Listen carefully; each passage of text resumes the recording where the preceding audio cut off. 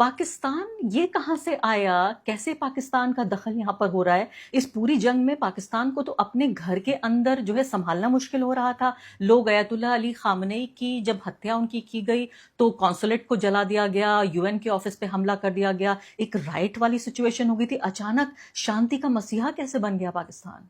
देखिए, ऐसा है कि ऑपरेशन सिंदूर जब हुआ था उसके बाद से, बल्कि मैंने कुछ वीडियो पे इस पे किए थे, पाकिस्तान की जियोपॉलिटिकल प्रोफाइल बढ़ गई थी बहुत ज्यादा।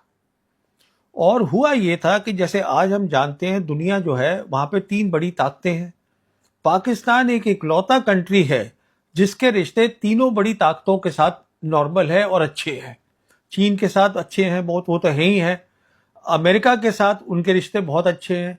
आप देखिएगा कि अमेरिका की जो यूएस कांग्रेस रिपोर्ट आई थी लास्ट ईयर नवंबर की, उसमें साफ लिखा था जो 4 दिन की जंग हुई है हिंदुस्तान और पाकिस्तान के बीच में, उसमें पाकिस्तान की फौज ने अच्छा काम किया है। देखा मैंने रिपोर्ट। और साथ में फिर वो बताते रहे, प्रेसिडेंट ट्रंप भी खुश रहे कि मैंने सीज फायर कराया था, और उसको क्रेडिट भी दे रहे थे वो, तो वो भी बड़े खुश है।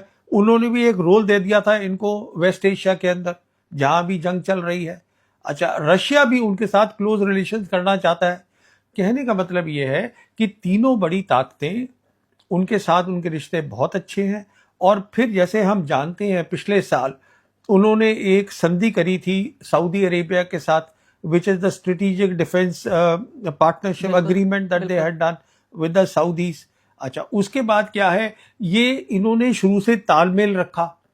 28 फरवरी को जब जंग शुरू हुई है तो army chief field marshal Asif Munir, prime minister उनका और विदेश मंत्री, वो तालमेल रख रहे थे ईरान के साथ भी और सऊदीज के साथ तो है ही, बाकी और ताकतों के साथ भी। ये जो 4 ताकतें इकट्ठी हो गई, जो कि उसमें शामिल हैं आपके इजिप्ट हैं, इजिप्ट अरब लीग का वो इकट्ठा कर सकते हैं, फिर ओमान है वो जीसीसी कंट्रीज के हैं, फिर टर्की है उनकी अपनी एम्बिशन है पर वो खिलाफ हैं इजराइल के, और फिर पाकिस्तान है। ये चारों हो गए।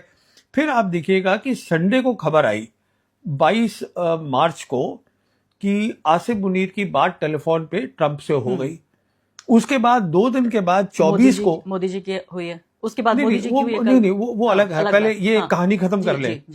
तो ये कहानी क्या है, उन्होंने रीट्वीट किया उसको। हाँ, उसके बाद क्या हुआ, 2 दिन के बाद जो उनके प्रधानमंत्री हैं उन्होंने लिख दिया कि अगर तैयार हैं ईरान और अमेरिका, तो हम अपनी जो है Pakistan can be the host country, यहाँ बातचीत हो सकती है। और 1 घंटे के अंदर डोनाल्ड ट्रंप ने उसको रीट्वीट कर दिया। तो ये चीजें शुरू हुई हैं ऑपरेशन सिंदूर के बाद।